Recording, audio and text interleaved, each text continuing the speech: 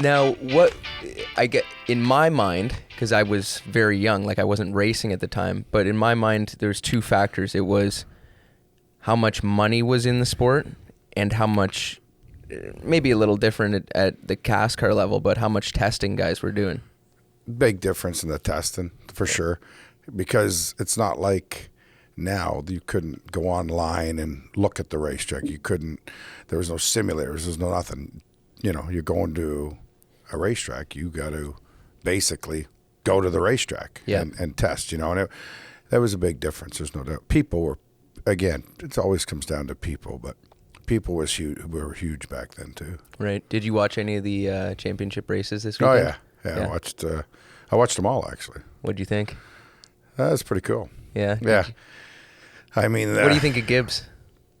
I mean, hard to talk about him right now. I guess, yeah. But I wouldn't say that was my favorite to win. That's for sure. Yeah. You know, but he does a good job. I mean, he's young, he's aggressive, and that's really what you got to be. I mean, obviously great equipment, good crew, but you still got to turn the wheel. I mean, and he does a good job at turning the wheel. So whether you hate him, like him, doesn't really matter. He doesn't care. No, he doesn't care. So. Yeah, I thought Logano just outclassed everybody. They were just fast, right out of the trailer, which sometimes you hit like that. I think Chastain did a good job. He was really impressive this year. Yeah, that whole deal was, even with Suarez. Yep. What is it, Trackhouse racing? Trackhouse, yeah. And I think the truck race was fantastic. Yeah. The truck race was awesome. So, I mean... Yeah, I think that the package of it ending there over Homestead, yeah. Homestead's like watching paint dry compared to that. So, no, I think it was good. Mm-hmm. Yeah, no, I think Penske really showed up though. They were ready to go. Yeah, they were geared up for that deal. Yeah. So, but I want to like all my racing guys on here. How did you?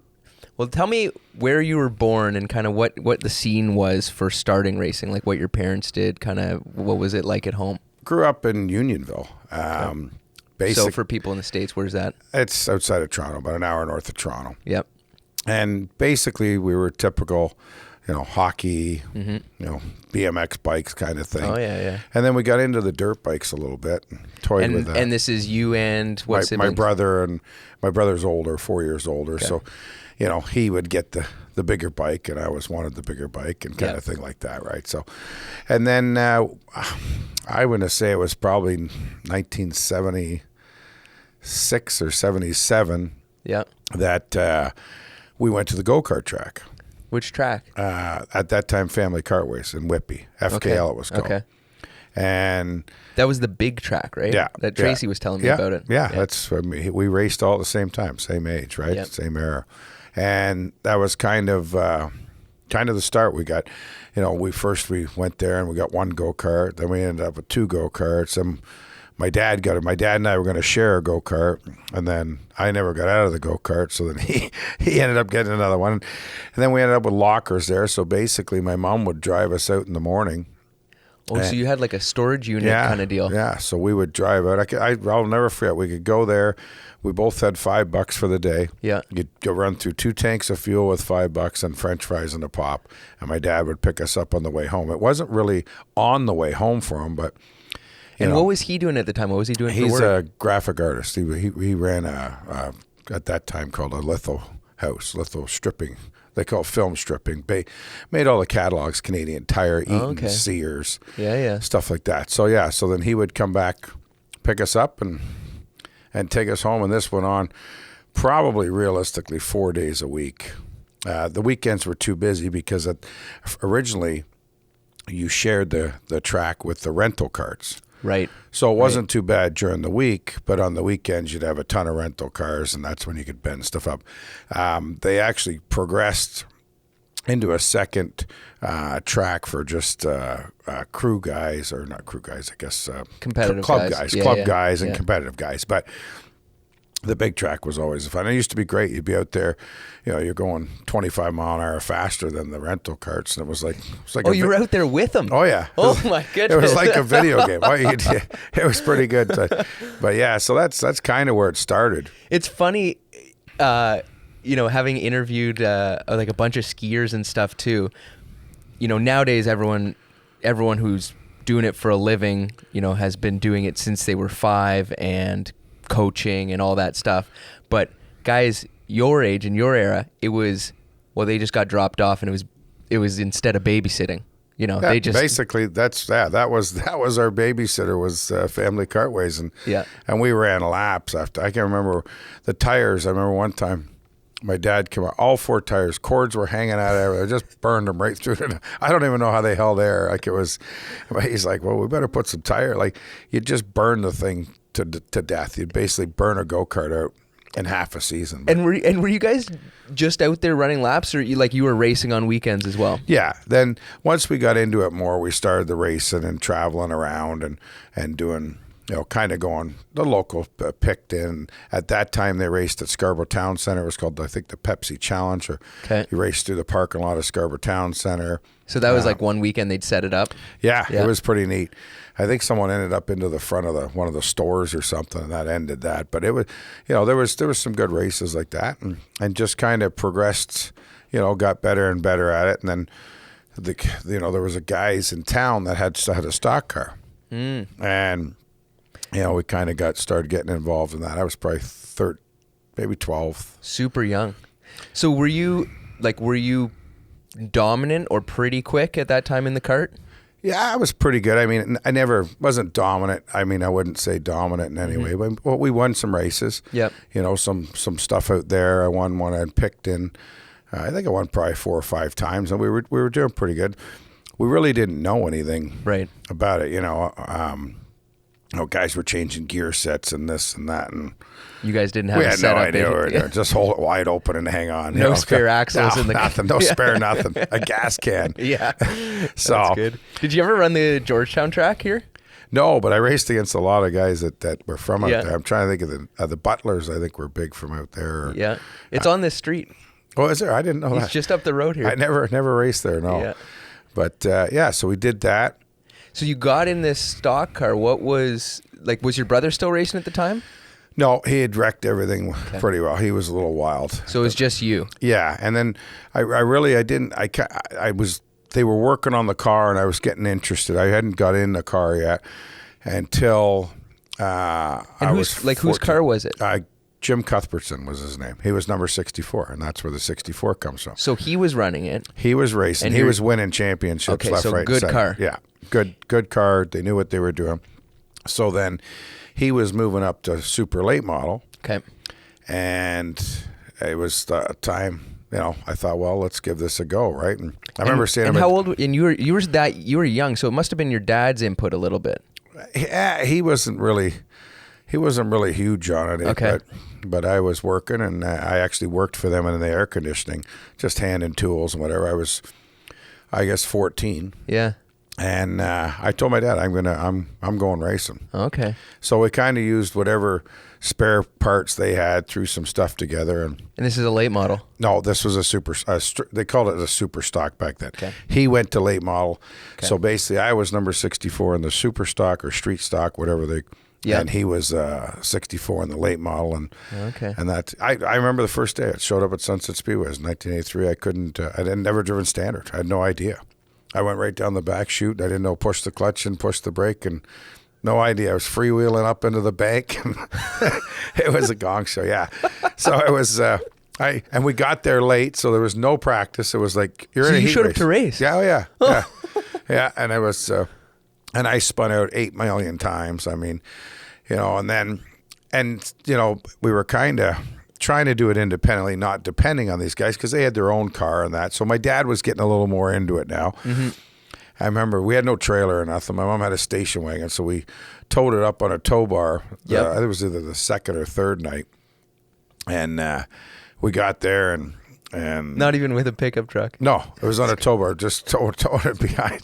And then we got there and and went out and I was going to get some practice in, and a guy, Tom Milligan, who's been around for years and years and years in racing, and great racer. Anyways, he walked over after I came off practice. He says, "What's going on with this thing?" We're just looking at each other. And he opened the trunk. The jack was still in there. We had one spare tire. It was in there. A little toolbox. We forgot to take everything out. We couldn't fit any more stuff in the station wagon. So yeah, so people helped us a lot. I think I remember they had a thing called a little feature, and it was basically, there were so many cars in the main feature. There was like an A and a B. And I think by halfway through the season, I'd won a little feature, and then I won one feature that year, right at the end, right near the end. So it gave you some momentum to get going. And then the next years we were pretty fast. We come the next year, I won, I don't know, I think 5 or 6 in a row, and all at Sunset. Yeah, we were pretty quick there.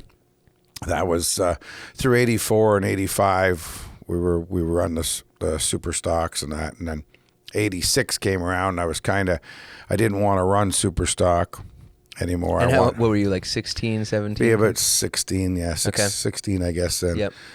I wanted to go late model, super late model. Yep. And, of course, like everybody, don't really realize how much that costs to do. So right.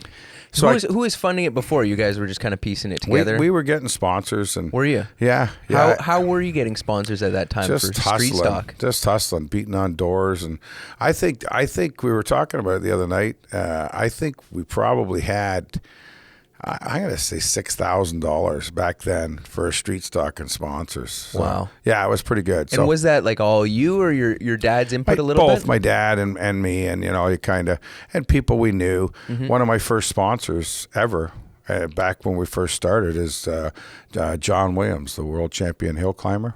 Okay. Which I don't know if you ever seen a hill climber. What is he on, bikes? Yeah. Okay. Yeah, like just the most insane thing, 500 horsepower motor. This is back in the early 80s. And that. John actually came this year he was at the Toronto Indy. Okay. All dressed in his leathers. He rode the STP because he's quite the guy to see. He's still, I think he's 83, but still as crazy as today. But yeah, he was, and he had Bell helmets and STP, so they kind of sponsored us for a bit. I got a free helmet and yeah, just things like that. And then 86 was kind of an off year because I really wanted to race super late model. I didn't want to race a super stock anymore. So I didn't run as much. I probably ran, I don't know, maybe 10 shows that year. I went and I raced at Flamborough once, and I went to Sauble, I think, once, and kind of just started floating around a bit. Then in 87, I bought a car off a super late model off Donnie Hahn, and that was going to be my super late model. Then Junior had a car.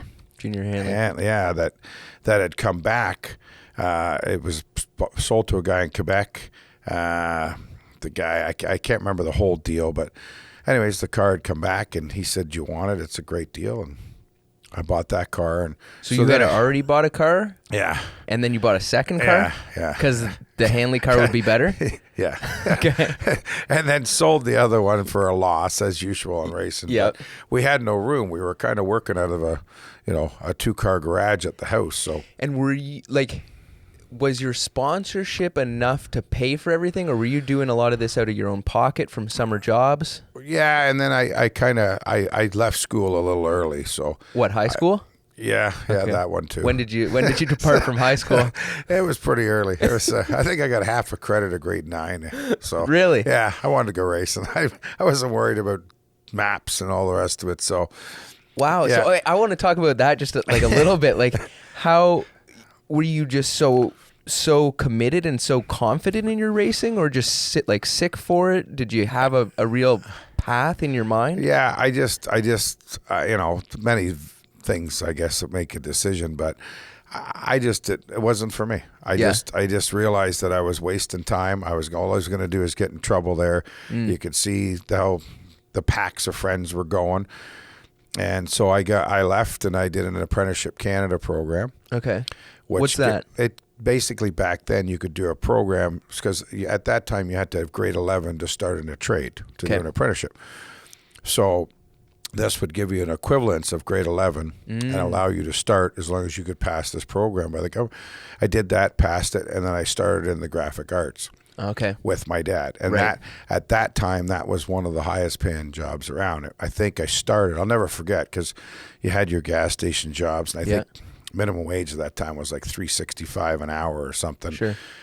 You know, if you made $4 an hour, you were doing good. I started at, it was either $18.30 or $18.60 an hour. Holy cow. Yeah. And that's kind of, so. Because I remember at that, probably around the same time, I remember my dad always talking about, because I was working nights stocking shelves at Dominion, and I was making $13 an hour, and he thought he was killing it. Yeah. And you were making 18. Yeah, 18, and it moved fast. It was, I think, by, I'm going to say, I don't know, by the second or third year, I was making like $26, $27 an hour, and everything. Wow. It was a 35-hour week. Yeah. The first 2 hours, any overtime was time and a half. Everything after that was double time. So as we were going to do this super late model thing, I was pounding pretty hard working. And I mean, you know, you look back now and it'd probably be like making $75 or $80 or $100 an hour. But basically you're making on the weekends $50 an hour. Yeah. You know. Holy cow. Which was, so that's you're making like a lot better money than most of the guys you're racing against. Oh yeah, for sure. Like you're making really good money at a young age. And then we had some sponsors and yeah, so really that's kind of everyone. I've heard all the stories. I had a grandmother that was worth millions and millions and left me millions of dollars. And one thing we always, and my dad was really pushed on this is everything has to look good. It has to look like it's $1 million. Whether it's $10, right? You know, a can of paint. You were kidding about that. Those are stories people are saying, right? Oh, about the $1 million? Yeah. Oh, yeah. Oh, just I've to be heard clear. All this. Oh, yeah, lots of stories like that. Anyone who's successful is, great grandmother or someone left everybody money. Had a grandmother left their money, or somebody won the lottery, or you heard it all. But the reality of it is for the first little while, the sponsorship. Basically, if I put $10,000 in or whatever it was, I tried to get $10,000 in sponsorship, and my dad would help, and and that's kind of how we did it. But really, a lot of times, it wasn't that we spent a lot of money; it's we painted things nice and it was clean and it looked good, right? Yeah. And that was paid off in the long run, going forward as the career went on, as far as getting sponsors and stuff like that. So you just bought two super lates, and you sold one at a loss, but now in your mind you've got a good car. Yeah, we it was a good piece. I mean, I wish I had pictures to show you, but it was excuse me, it was fast. I mean, I'll never forget the first time we went to practice day with it, and you hit the gas in that thing, and it was like, oh, this is where I want to be. Right. Now we're real race car. Now we're talking. Yeah. You go in the corner, it turns, it stops. It's got lots of power. We actually, the first night, we were leading, and I mean, gone, and it blew up, which wasn't a great start to the year. Was it the engine that came with the car? It was the engine that came with Donnie Hahn's car. Yeah, okay. It burned a piston down, and not that he sold me a bad engine in any way. It just, I think we had it leaned out too much, and learning curves, and burned a piston. But we fixed it the next week. We won the second week, and then went on to win. We won a few. I don't think I'd be 4 or 5 for sure features that year. And this is all at Sunset. That was all at Sunset. So was it when you were like that age? Was it that you thought you could make a living going racing, or just that you wanted to race and work? I wanted. I mean, obviously, as you're going through, the television stuff's getting bigger, and you're watching it, and the wide world of sports, and now it's getting its own identity. So you're always looking and hoping and thinking, okay, maybe we could do this. Just keep pushing and keep going, and that's really what kept the drive going. And then watching it on TV. Yeah, the television, really helped it out, and you're starting to meet different people, and they're pumping you up, and I mean, it's kind of the way of, you start winning some races, all of a sudden you're Dale Earnhardt, what I mean? But it's, and that's good for the confidence and good for everything. And that, kind of over the next couple of years, I guess 87, 88, 88, I ran a bit at Sunset and then started to move around in the Super, run some at Delaware, at Sauble, one at Peterborough that we went to, and started to move around a bit. Then for 89, Junior had this wild car that he raced at Flamborough in 88, and I seen that thing, and I was like, I want that car. And I called it the Batmobile. It looks like basically an outlaw super late model of today. Yeah, like nothing else. Yeah. I'm pretty sure I know what car you're talking about. Yeah, it was insane. And so I bought that car. Okay. And then was it like a whole ton of money? It wasn't bad. Junior was always really good. I mean, he was really fair to what, to always to me of my whole life. I mean, he gave me stuff for free, and he was amazing here through the super late model days, and is amazing still to kids in that he helps. Yep. So then it was like, okay, we're going to ramp this up a notch. So at that time, the super late models were kind of going through a couple of rule transitions. Because of cars like that? Well, they were kind of opening them up a little bit. Okay. So I said to Dad, I'm going to buy a motor, and I'm going to buy a motor that they're going to know we bought a motor. So I phoned Ray Baker. Okay. And I said, I want the wildest thing you got. So he said, I couldn't afford a new one. He said, I have Jeff Purvis's open alcohol dirt motor here. Would you like to buy it? I said, yes, I'd like to buy it. So, yeah, it was. So we went to go down there to get it. And this is back in 80, I guess the winter of 88, 89. And I paid $23,000 American for it back then. Wow. But this thing, it was aluminum block Rodeck, 445 cubic inch. And I remember we got there, and it was on the dyno, and they fired this thing up, and I couldn't, like the sound, it was like, yeah, that's what I want. So I get that home, and I show up at Sunset with it. Wow. I fired it up in the pits, and every person there turned to look, and they just walked over and said, I don't think so. Load her up. So we didn't make any rule there. We just really were going to. So I ran. So it wasn't even close. No, not even. It made 800 on alcohol. It made 840 horse on the fuel that we ran. It made 770 something. It was pretty insane. It was. So we went to Peterborough with it, and it was a rocket ship. I'll never forget. We were going so fast that you really couldn't see how fast, like you couldn't see anything. The only other time I've experienced something like that was I took one of Gary Morton's super modifieds out at Sunset. Yep. And that's the only other time I've had that experience where you're going so fast. Like everyone wonders why they run into each other. Because you can't even react. You can't even see you're going so fast. And that was the same as that. So it was hooked up so good. It would carry the left front wheel all the way down. Like it was an animal. I think it ran at the old Peterborough 1270 something, which is just stupid. I mean, we were running high 13s and low 14s, and this thing ran in the 12s.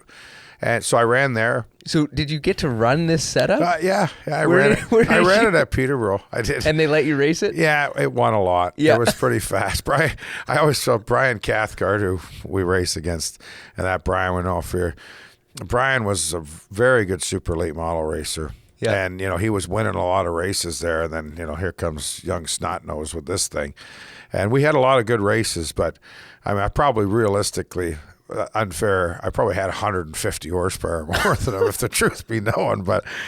And then Kim Wallace started getting back into the racing. So me and him went to Ottawa one night and ran in Ottawa with them. And we were running on Hoosier F15s, I think. So they were good for like 30 laps, and they'd be right to the cords, but you could almost hold it wide open for 30 laps. Okay. And then it actually blew up there, and it was kind of like, now I got a big lump of aluminum. Yeah. So I thought, well, we were about 3/4 of the way through the year. What do we do here? Couldn't get parts for it. So then I bought they were having a McCurley Millen race at Cayuga at the time. Yep.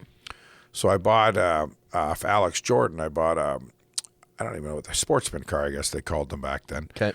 I bought one of them, So, well, I'll run this McCurley Millen race. That'll satisfy the sponsors. I'll sell the car afterwards. Da da da da.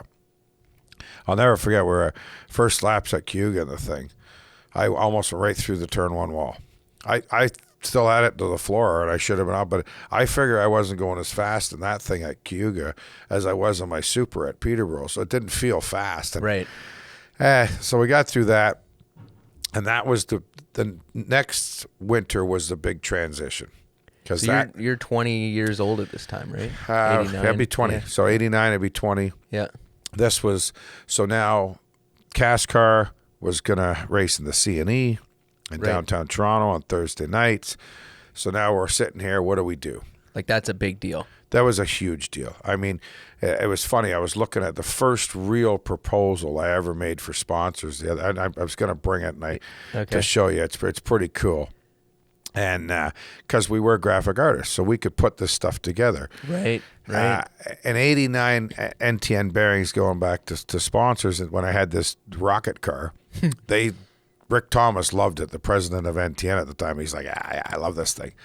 So I think they gave me $5,000 for the hood, and that's basically started the NTN relationship. So, so now going into 1990, it was like, okay, I really think we can make a run. And race CASCAR. Race CASCAR, race on Thursday nights, right in the city. This has got to be worth something. So we basically, I was running around with proposals everywhere. Because at that time there was no email, there's none of that. Door knocking. Yeah, you're literally, and I think we're trying to think. I think I put 300 of them out all through. Yeah, I'd go into a business complex and just deliver to the marketing manager, and it cost obviously some money to do it and time, but I would just go and do it. Mm-hmm. And we ended up, NTN came on. And then Brown Office Furniture came on, which was a guy I'd known as we played hockey. Me and his son had played hockey. He had a big office furniture company. He came on, and a few others did. And excuse me. And it was basically we had got enough money to run at the CNE and run some extra CASCAR races because they still had a touring series for it. Right. So it worked pretty good. I mean, so what was that? Sorry to interrupt you, but that CASCAR, because I wasn't around at that time. The 90s, it was every Thursday at the CNE, and this was CASCAR part of the whole championship deal. They would have at that time there was Delaware was a home track. Okay. The Bud Stocks, it was called at the CNE, was a home track. Yep. Barrie was a home. I don't know if Barrie was there yet, and then they had the CASCAR Super Series, which was they'd run some different tracks, right? So that was a home track kind of thing. But it was really cool. I mean, track was terrible. Well, you're downtown Toronto. Yeah, that's what's cool about it. It's like racing at the Indy now, but it was back, years and years ago. It was, and at that time, the place was right inside the exhibition be going on. We'd be racing. There's people there. Like it was really neat thing. And I think it only lived the 1 year though, to be honest. With CASCAR. In general, as a racetrack, Jim Bray was talking about it in the 50s that they were running. And that's kind of where they were trying to go. With this, and I don't think it took off quite what they thought it was gonna. Right. Different time. Yeah, different time, different. You're competing against so many more things now than you were back in those days. Yeah. But anyways, that got it going, and then as we went through the early 90s. So you like your first experience in CASCAR, was it as big a deal as it is today as the Canadian NASCAR deal, or not quite? For the time it was pretty. You got to remember, pretty well almost everybody had enclosed trailers, and where now everyone's got the big haul, but the same kind of stepping stone, right? Yep. Trailers are lettered up and racers' pictures on the side, uniforms, suit matches the car. Like it had some definite professionalism to them, and Tony did a great job, Novotny, at getting it to that point. Yep. So really, we thought, let's carry on with this, and we were getting some sponsorship, and things were going. Did you do pretty well though? Do you have any good results those first years? Yeah, we won. I won. I don't know, 1 or 2 at the scene. Okay. I think I don't know where we finished in the championship. Maybe 3rd. Okay. Something like that, and then. Oh, so pretty good. Like you had confidence. Yeah. We were getting there, and I didn't run a lot of the other ones because we really didn't know what we were into. Going into 91, that's when I was racing for Peter Shatanis, both 90, 91. But that's when we started to rip. Barrie became a home track, and then the Super Series. They had an East, they had a West, it started to Western Canada. Okay. So that's when it started to take off, like really start ramping around. We were good there. We won, I don't know, I think we won 3 or 4 races that year, the Super Series. And you're still working at the time, I assume, but. I was still working. Yeah. Things were then the graphic art industry was kind of, because the computers were starting to come in. So computers were starting to replace us. Right. And a funny story is back in 89, 90, 91, I worked with Brad Moran, who's now the director of NASCAR, and Joanna Cup Series, yeah. Well, Brad's the same industry as me. Okay. Joanne was actually the best. She was a scanner operator. She was the best color person in the whole city of Toronto. Wow. Yeah, we all worked together. I worked for, it was called Okada Imaging. Huh. It was I'm sure it was Okada Imaging, yeah. And I worked with them. I worked with them twice, early, and then later on I worked in sales with Brad. And so that the graphic arts was kind of just starting to get more computer, which again, I'm not a computer guy, right? Sure. So I ended up buying a septic business in 92. Okay. And why? Just because it was a good deal? Fell in your lap? Yeah, my in-laws were into it, and it was, they knew what was going on, and it was a good, they obviously making a good living. I thought, well, this is kind of cool. At least I got something to back up on. Then, as we won some more races in 93. 93, NTN was kind of not. I shouldn't say kind of. I had an offer from a company called Comerica Games. Okay. And that was a thing called Game Genie. Okay. And this is like a gaming console. Video. So game. It would go into your Sega or Okay. your Nintendo, and you would have superpowers. Okay. It was a kind of a cool thing. So anyways, they sponsored me. Made me a great proposal. I think it was $100,000. And would that cover the cost? Oh yeah, back then, you know, and then with other sponsors, yeah. So now I'm sitting here thinking, okay, I can make a living racing at doing this. Yeah.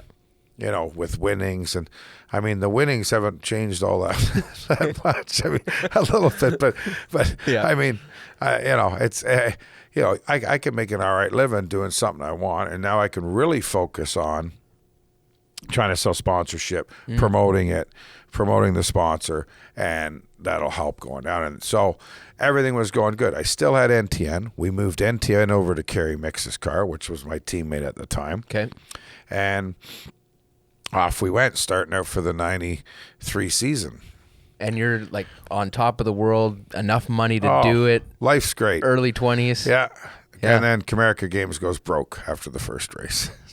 So you're committed. Now I got no NTN. It's on Kerry's car. I'm committed to all the other sponsors. I remember the car was black, so we ran the first race. I think the first race was at Barrie, and I found out that Monday that there was no money coming. I think Did any check clear? I think they'd give us $20,000 or $25,000. Okay. So obviously a problem. You know, I'm committed into all kinds of this stuff. So now it was go beat on the doors. Yep. So I just happened, I was still living in Unionville. I happened to go to Richmond Hill, and Sega was there. And I walked in the door of Sega. Like Sega Genesis, like the video game. Sega Genesis, yeah. I walked in the door of Sega. I was handing proposals, like just basically begging. I walked in. I put it on the counter, and a guy yelled out of an office, said, "Hey, what's that?"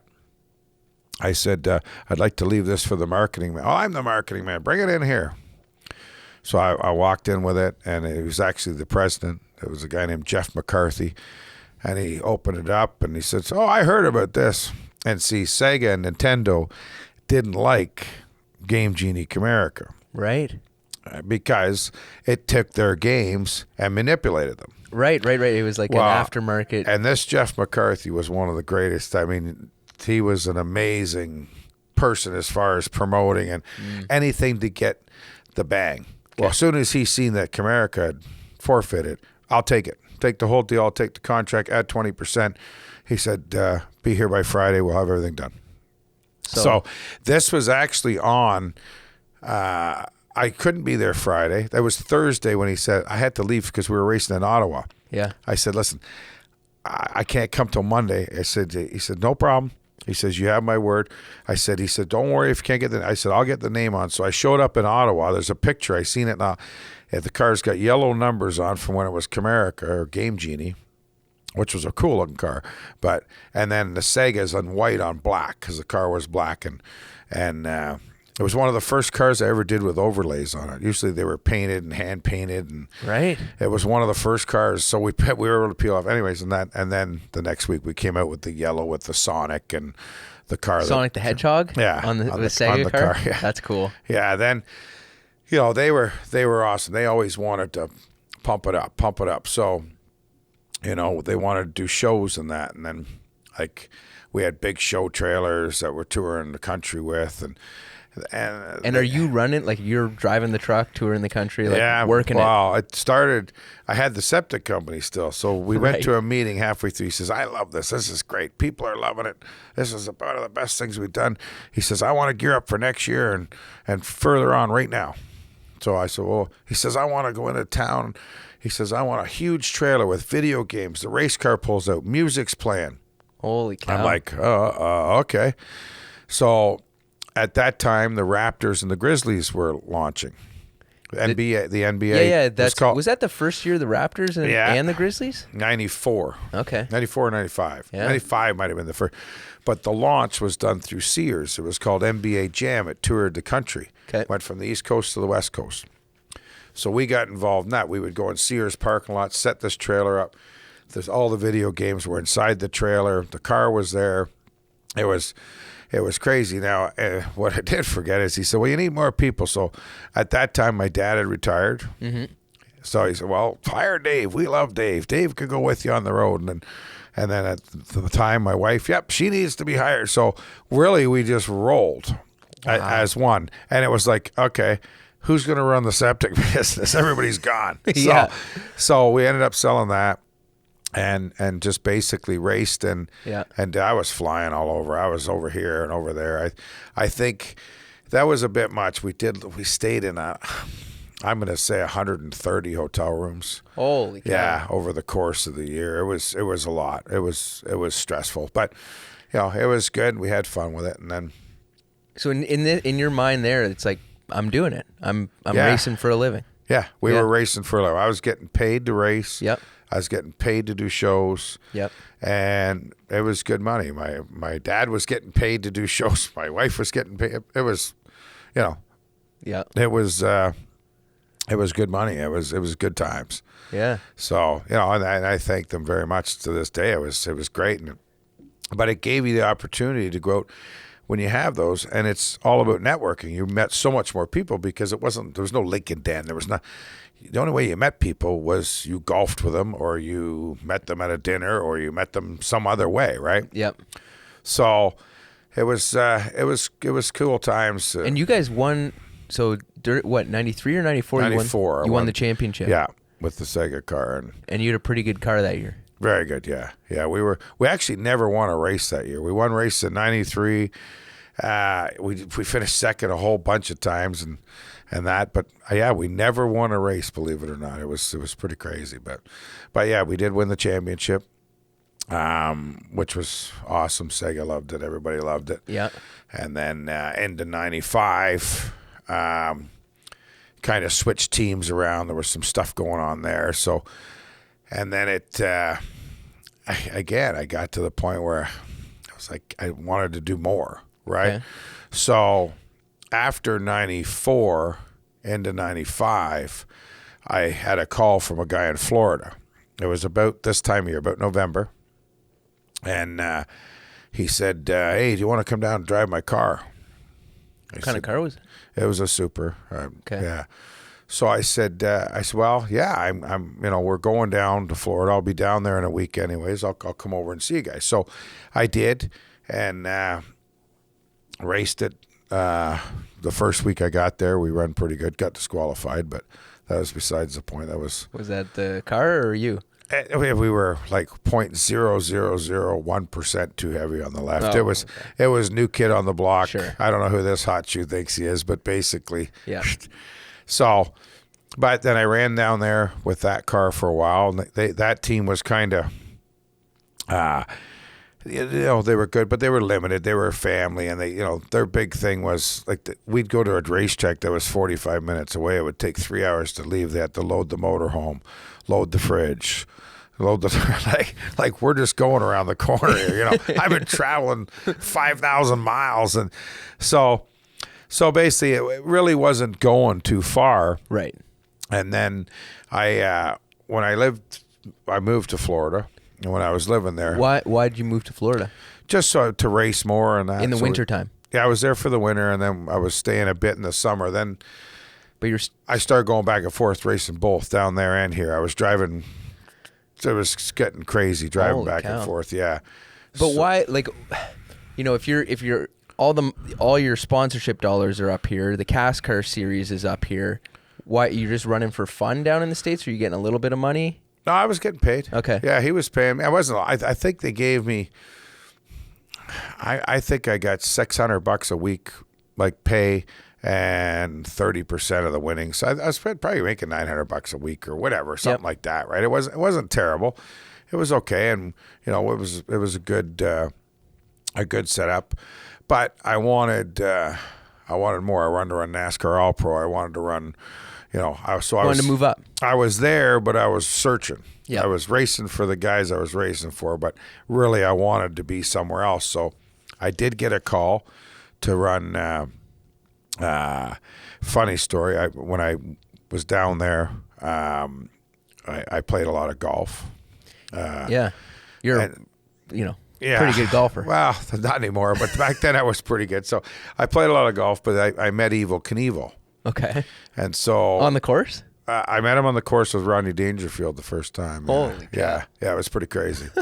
So then Evel and I became friends, and we ended up playing 2 or 3 times a week together in different leagues and stuff, and all over. And he introduced me to a guy that he knew that his buddy owned a race team. Okay. Which I drove to. I can't remember the name. It was south of Tampa, about 35 minutes. I can't remember exactly what it's called. Like a little short track. Well, it was a guy's shop. Okay. So now his son was the crew chief for Mike Cope in the NASCAR Slim Jim Series. Right. So I was getting all pumped up. Daytona 500 winner.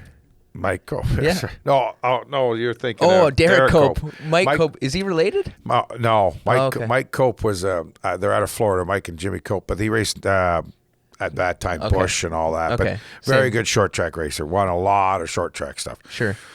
So anyway, I thought, okay, I'm going to run for this. I'm going to go down and meet this guy, and he asked me to drive his NASCAR car. Yep. I'm like, yeah. And what series? And that is Slim Jim, NASCAR All Pro Slim Jim. So we're and what was that? South Carolina. Okay. Nashville, all through basically Southeast. the Southeast. Yeah. Okay. And would that, and for guys, young guys, what would that be comparable to? Like the K&N East? K&N East. Yeah. Okay. Very similar. Yeah. So I'm like, okay, yeah, this is great. I get everything. I'm over there. Like, I could never, and I should. Now it's hindsight's 2020, but we rolled in. There was a brand new white hauler, like big stack, like it was a stacker. Or was it a track? I'm not sure. Can't remember. It might have been a stacker, but two brand new cars with new motors, another motor sitting there spare, brand new pit car, brand new. And the shop was okay, but this little house was at the front of it. Yeah. I never thought nothing of it. So I'm all excited. I go back to Tampa. Brand new stuff. We're going to go test at Bradenton, DeSoto Speedway. So I come to the shop. There's cops all around the shop. So basically, didn't own anything. No. No, it was just put it on the credit card. However he did it, he didn't own nothing. That was his house. So now they got all my stuff seized because my helmets and all that stuff were in there. Anyways, I ended up getting that back. So then I got aggravated. I said, okay, I've had enough. I'm going to go golfing. Yep. I'm going to be a golf pro. So let me back up a little bit. Where did the time come for you to become such a good golfer, and what was that kind of path? Just I don't know. I played as much as I could. Yeah. And I would play at all the spots. When I was younger, I played golf, but it just kind of clicked. I don't know. You're just talented at it. I guess. I mean, I don't know. Because you're now like mid-20s and you're deciding you're going to be a golf pro. Yeah, I learned real quick that wasn't so easy either. Okay.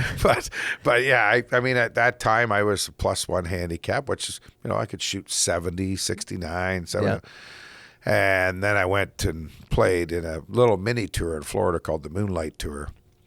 And I realized within about 10 holes that these are the guys that can't even get close to making the tour. Yeah. And I'm getting killed out here, and I'm playing good. Right.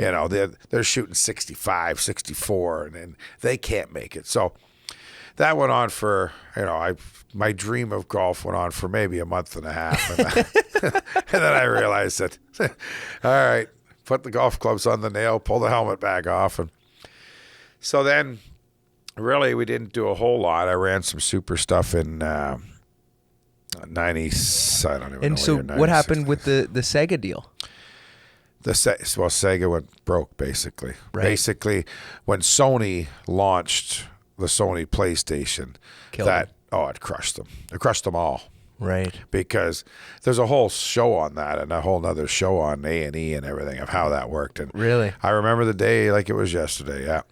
They came out, everyone thought it was going to be a $500 console and this and that. Sega, and everybody was laughing at Sony. Sony had stole all kinds of technical stuff off both companies.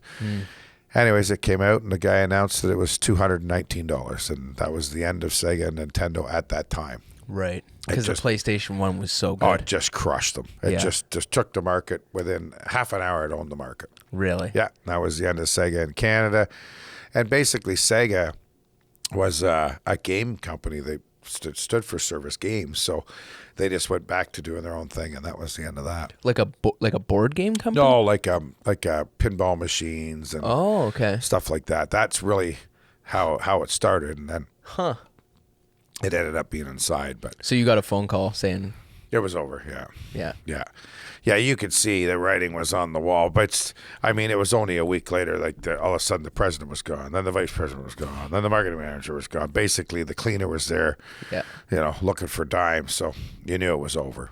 Right. But it was great while it lasted. It was nobody's fault. It's just that's part of the game. And so you were still running CASCAR at the time, though, right?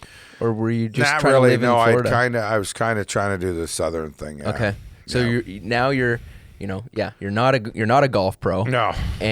But you're living in Florida saying, hey, I'm going to be a NASCAR racer.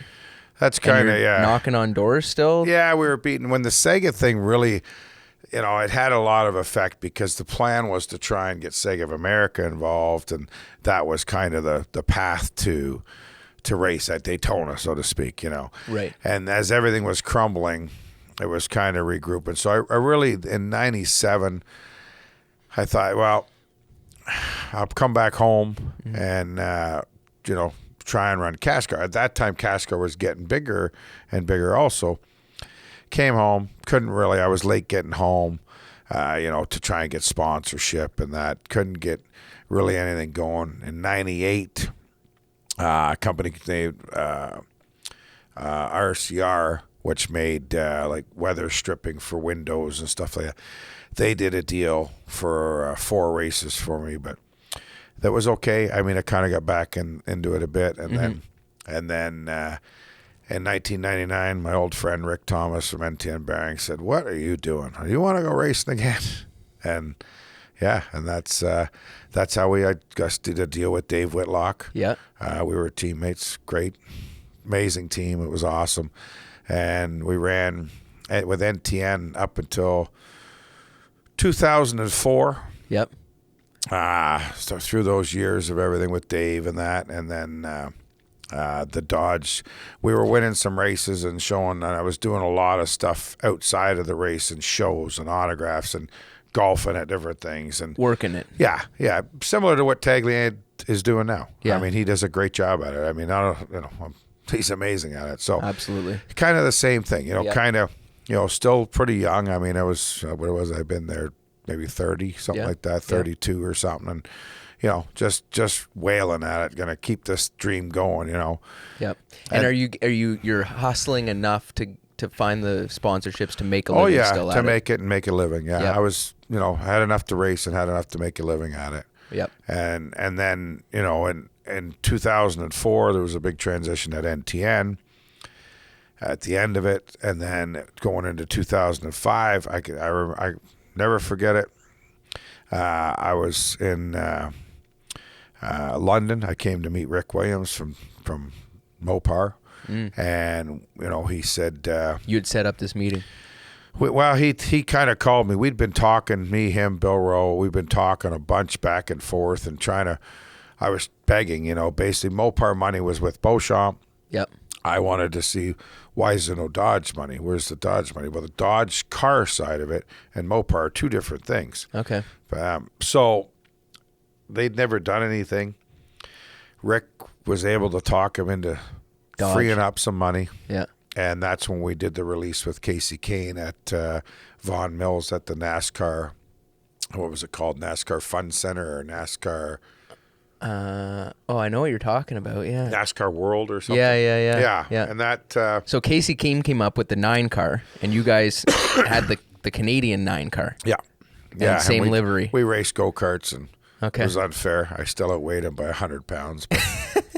Yeah, he was a little guy. But so then that started. We did 1 year with them, promoted as much as we could and pound the pavement. And, it wasn't a huge deal. Right. But it was, we were enough to get through with, obviously I turned back time back to 2000 was when Leland came on, Byron. Which, I mean, anybody who's watched me race in the last 25 years or 20, whatever it's been, Leland's a huge part of it. And with the Dodge stuff, Byron and Diane and the guys helped me through as we were going along, and, accepted the red car with a blue, he bent over backwards to make it comfortable as we could. And then we signed I can't remember, it was I guess it was a 3-year deal with Dodge or 4-year deal, 6, 7, 8, 9. It was actually going to be longer. Okay. It was supposed to be like a 15-year deal or something. Holy crazy cow. At one time. Yeah. And I don't remember all the details, but and we went through. We won some races during that time. Had some good success all the way through the 2000s. We usually win at least one race. Whether it was CASCAR, NASCAR, whatever it was. Yeah. Did things change for you so for people who don't know, NASCAR came up and bought the CASCAR series? Yeah, in 07. Right. And now it's NASCAR. It was a big, I was in a contract at the time with Dodge, but it was big for Dodge. It was big for everybody. Basically at that time you had Canadian Tire and NASCAR. Yep. And the best way I could describe it as a knowledge or whatever they call that is basically you got Gretzky and Lemieux on the same line. I mean, you got two powerhouses here. If we can't make this thing go, right, we can't make anything go. And that was a lot of excitement, a lot going forward. Did it go exactly how I thought it would go now that we're sitting here in 2022? No. Yeah. But it never does. You know what I mean? There's always, but it's still, you still had the NASCAR name. You had to utilize it. Mm-hmm. And it gave you a little more clout going. Everybody'd say, oh, CASCAR, the Canadian NASCAR. Yeah, well, now it's NASCAR. There is no CASCAR. Yeah. It's been gone or it's gone. And so that was something going into I guess up through the 2007, 2008, 2009. Yep. Good years, good racing. 2010 came. Dave decided to retire. Mm-hmm. Whitlock, yeah. Yep. changed teams, went with Scott Steckley. Dodge at that time, that was when Daimler had gone bankrupt, which was Daimler Chrysler. So it was a big, all of a sudden, whatever contract you had didn't matter because there was no more Dodge. Right. They were out of everything. They were bankrupt. They were run by the government and everything else. So that went by the wayside. And how did they break the news to you? Was that like reading headlines, or they No, called you? they phoned me and said, you have a contract. I don't know. I can't remember who it was, a creditor or what it was. You have a contract with Dodge, and we're willing to pay you 12% of it. 12%. But you have to fulfill the contract. And I said, well, I don't know how I'm going to do that. I said, you're asking me to go race with a skateboard against Ferraris, and I mean, what are you asking me here? I said, no, I don't accept. Well, you need to accept. I said, well, I'm not accepting. So I said, I won't accept that. So I ended up getting 85% of the money. Okay. And I did. I fulfilled my thing, and they fulfilled their end, and that was the way it went. But now I'm sitting there. At that time, we'd opened Wide Open Motorsports, which, I mean, I guess I missed a few things too. I owned Barrie Speedway with Brad and ran that back in the 2000s, but that's a whole nother story. So we'd had this Wide Open Motorsports that Linda Jones and I had, and we were sponsorship hunting for other people. So okay, so you owned up like a marketing agency, right? Okay, right. and I forget some of the things. No, but why? Like, had you already gotten so much? Like, you've already completely filled out your car. You thought, hey, I'm the best guy at this, at finding money. Why don't I do it and take a cut? Really, we opened it when in 2007, I think, was when we started to really when the NASCAR thing. It was like, and we had, we owned, as it went along, we owned the sponsorships on Scott's car, Steckley's. Okay. Even when I raced for Whitlock. The Canadian Tire deal. Yeah. All Kerry stuff, except for Beyond Digital, but all the Dickies. Yep. We owned the stuff on Dave's car at the end there, his Dickies stuff that was on. Yep. Like we had some, some stuff going on where we were doing good with it. It was going along good. And so now when 2009 came, I still had a contract, I believe, till 12 or 13. I can't remember how many years it was, but with Dodge. Obviously. Now it's all of a sudden, okay, Mark, you need some help here. These guys are all sponsored. I had nothing.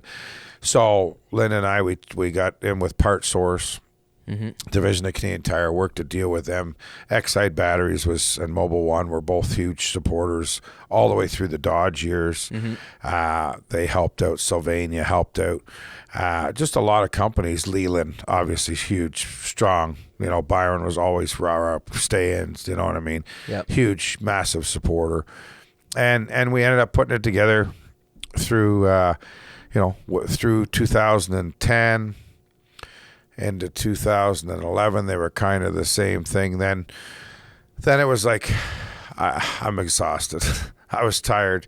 I was tired of the chasing money. I was tired of everything. I had running Sunset Speedway. I'd redone that and was running that, and it was just like, okay, I'll run a few races, and then Kerry can run. I said to Scott, I can't do a full deal anymore. Yep. He needs to do that to keep operating.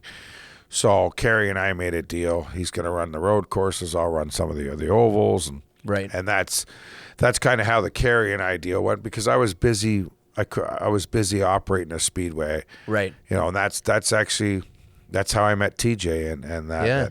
And how did that come about? Like you're racing anyways. You're at the track. You understand it. You enjoy it. Just kind of running a racetrack. Well, I actually, when I first moved to Barrie in '99, when I was kind of in the law, 98, 99, Gord Coates and Nigel Squirrel had bought Barrie Speedway. Okay. And I was moving to Barrie, and I met them. I forget where we were in a hot dog stand or something. And Gord said, "Hey, you want a job?" I said, well, what do you got? Because I was working for Brad and Joe at that time in the city, but it was going to be a long commute. He said, I bought the Speedway. You can run the Speedway. So in 99, 2000, 2001, I ran Barrie Speedway. Okay. We redid it. Yep. Back early. Then in 2000, I'm probably going to screw up my years, but Brad Moran got involved. Yeah. And I kind of stepped out of it for a year. And then I came back, and Brad and I ran the Speedway in 2000, and I can't remember, it was 3 or 4. I can't remember exactly. Sure. For a couple of years, but running a Speedway will wear you down real fast. It'll age you real quick. Sure. There's a lot going on. So I kind of got out of that because I had the Dodge deal came along, and I knew there was going to be more time to spend. And so in 2009, as everything else is going on, I got a call from a guy named Ernie Rinamato. He says, "Hey, Mark Dilley, yeah, it's Ernie Rinamato." "Oh, yeah." "Who's Ernie Rinamato, right?" Yep. He says, "Yeah, I bought a Speedway." I said, "Oh, good for you." You've just been through it. Yeah, you're the luckiest guy in the world. "What Speedway?" "Oh, Sunset Speedway." I'm like, "Oh, yeah, I started at Sunset, So he says, "Well, we want you to come down and meet us." So I go to the city. Why? Probably because it was Sunset Speedway. I started there years ago. I'd had a successful racing as far as Canada goes, I thought. I don't know. I'll go listen to what they say. I said, "No, I'm not going to do it. I'm driving home." I phone him back. I said, "Yeah, you know what? I think I'll do it." Why I phoned back to say I think I'll do it, I have no idea. And then, we built that into, it was amazing. And thank God I did, because that's my relationship with TJ and his brother Ernie, and where I work currently at RGC. And I mean, a lot of things happened from that phone call, right? Not just race related, but family related and life related. So it was one of the best calls that I ever got. I mean, the racetrack was, when it went, through 14, 15, 16 was just on fire. I mean, it was the place to race.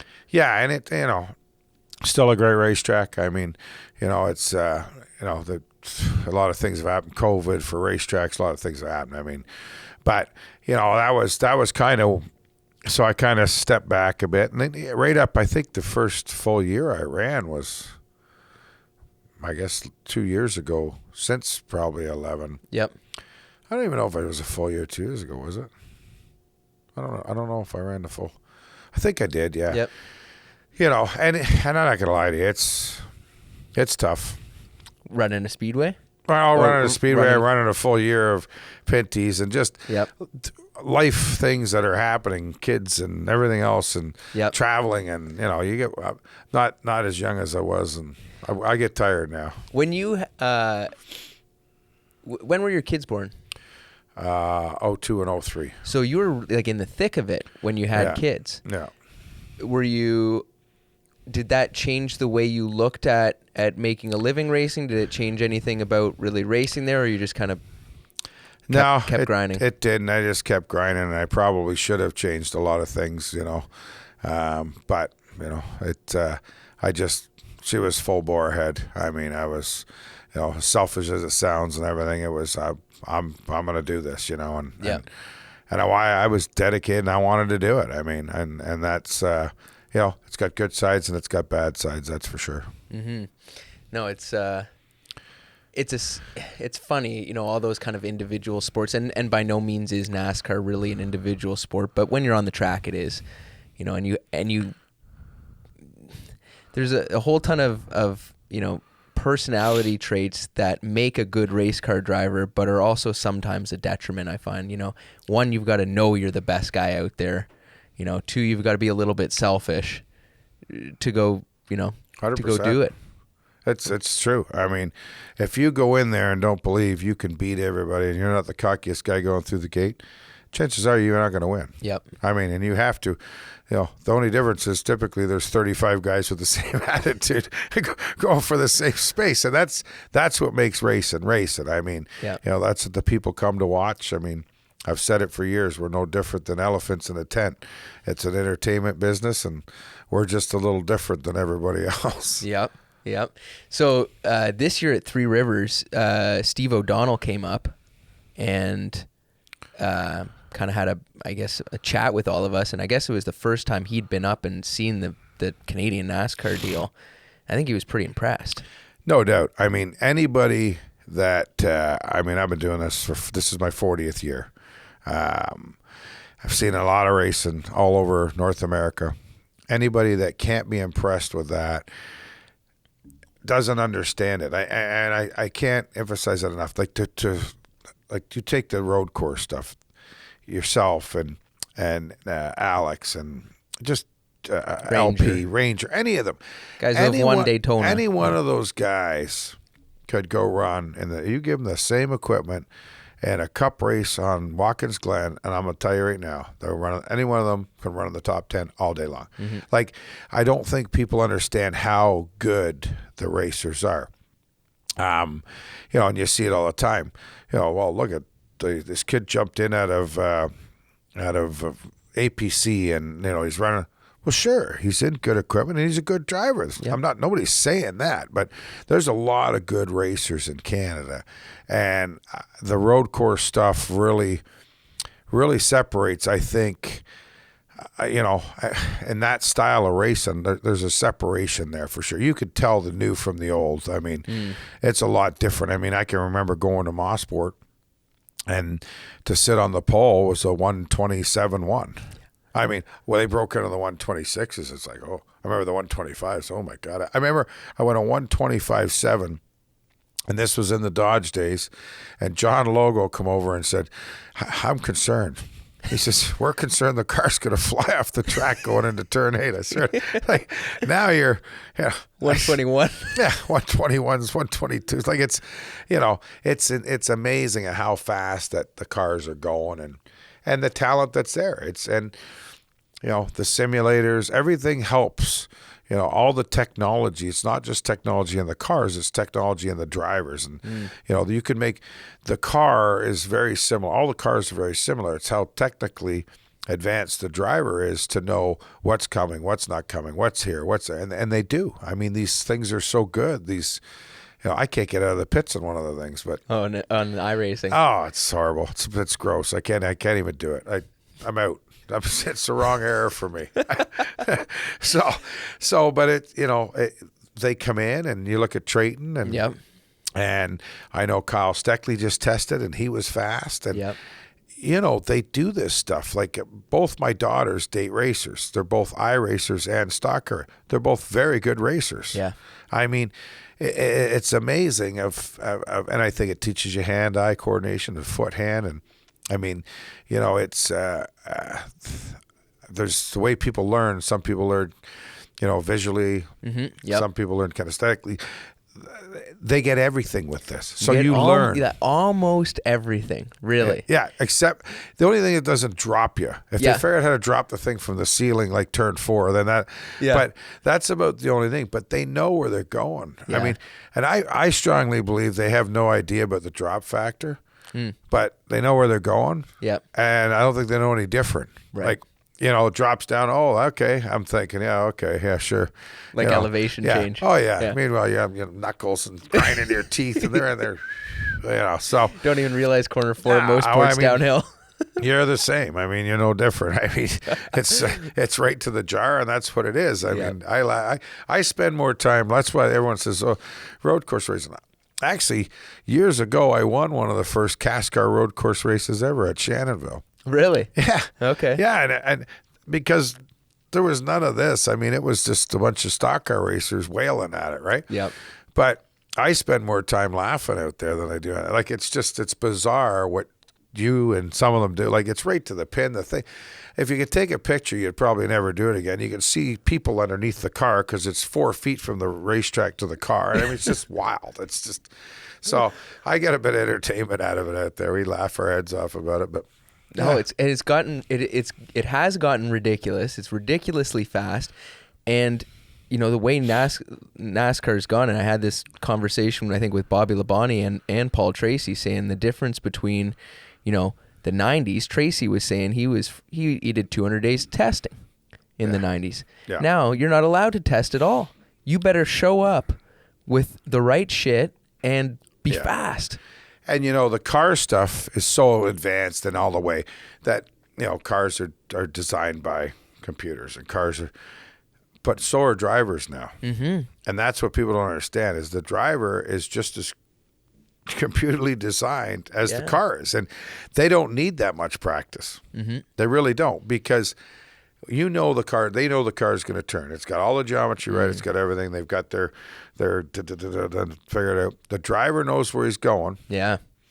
I mean, they got balls of steel, and they're coming in hot. And I mean, especially if you get a young one that's going to prove himself. I mean, there is no such thing as fear, God, anything else. Because they did it on their iRacing. Nobody proved it more than Ross Chastain. Chastain, and I have to say, last weekend, Ty Majeski, too. I mean, not that he hasn't run a whole ton, but he's the iRacing man. Right. That's what he's. And I've watched that guy run all over, Florida and short tracks and that. He's a racer. Look at that Chastain. Who would ever think put it wide open around the wall? Oh, I see what you mean. Yeah, at Martinsville. Did it in whatever game it was, whatever NASCAR 2004 or some shit. Yeah. Are you kidding me? But that's the era that the driver's in, and I mean, hey, it's obviously, look at the talent out there and look at the racing. Nobody can argue with it. I mean, it's a lot different than having to go there. For years we went to racetracks that you'd never been to, no clue on the setup. You're trying to learn the track, set the car up. You know what I mean?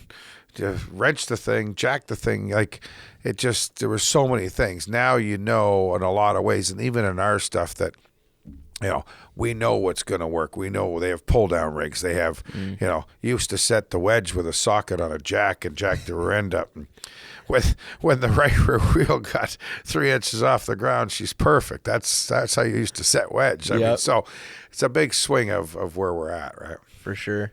I've been trying to ask all my racing guests this. I steal it from Junior's podcast. He always asks, and he puts it in a politically correct way depending on the guest. He'll either say, do you have any really good cheating stories or ingenuity stories? Times where it doesn't have to be you. It could be a guy kind of wrote a new rule or got away with something like egregious. Sure. There's no doubt we've fudged the rules a few times. I mean, I think I had a car one year that was about 3 inches wider than anybody else's car. Right in the frame. They'd cut the center set, cut the cross member, stretched the center link, stretched everything, moved everything. Nobody ever knew, and it was a rocket. Yeah. It was an engineering genius is what that car was, but yeah, it was very fast. It won a couple of championships, that car. So, yeah, there's been a few things that have, 4 barrels on 2 barrel cars and switching this and switching that, but typically not too crazy. I mean, do you think it's tougher and tougher to get away with stuff? I think I don't know. It's still, the bottom line is no matter what, to police something, you have to work at it. Yeah. I mean, it's not going to jump out and find you. You got to find it. That's why it is hidden away, and that's why people spend money. So the only way to do it is police it. Yep. And if you're not going to, in our division, motors should come out, go down south. I mean, whatever it is. I mean, I'm not saying just that, but that's something that should happen. You can't see inside the motor. You can't tell anything. Who knows? There's a million things you could do inside the motor. Yep. If it goes on the dyno and makes more power, it comes apart. Yep.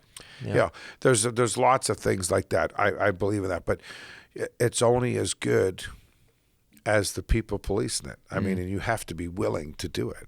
Mm-hmm. It's no different than a Saturday night track. The hardest cars in the world for me to tech, when I had the tracks, is a 4-cylinder class. I know nothing about a 4-cylinder. Right. Computer this, you give me a 350 Chevy with a 650 Holly. I know the motors. You know what I mean? As far as to get around enough, I know how to whistle them. I know, those guys. I'm like, I don't have a clue.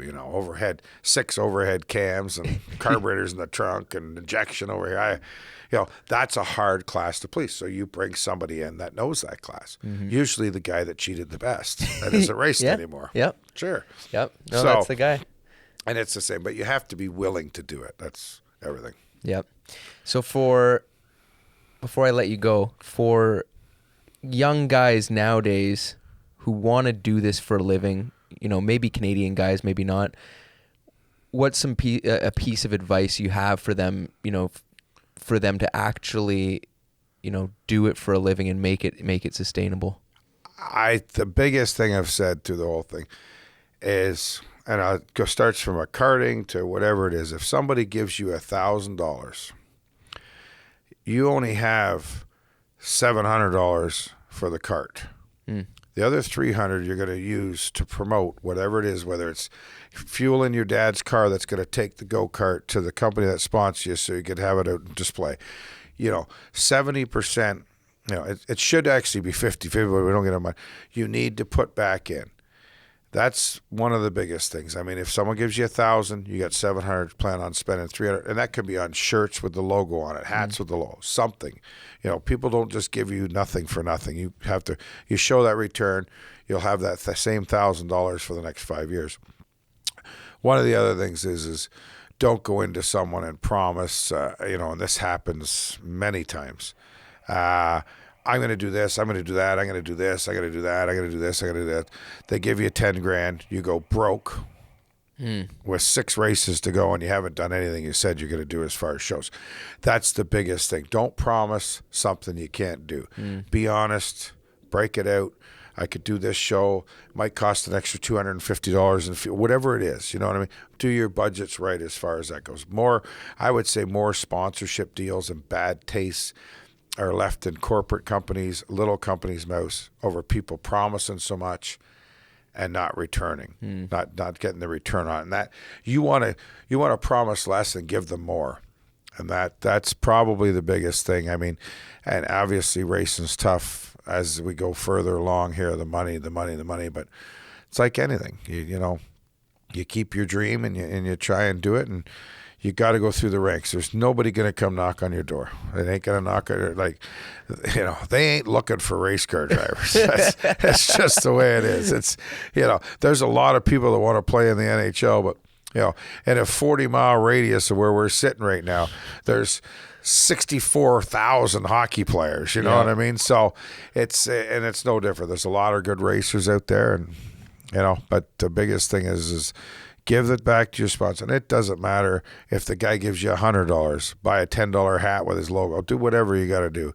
and the money stays. Yeah, I think that's good advice.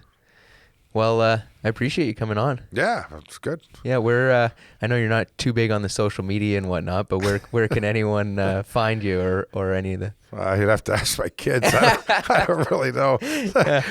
I'll put a link in the show description. Yeah, I don't really know.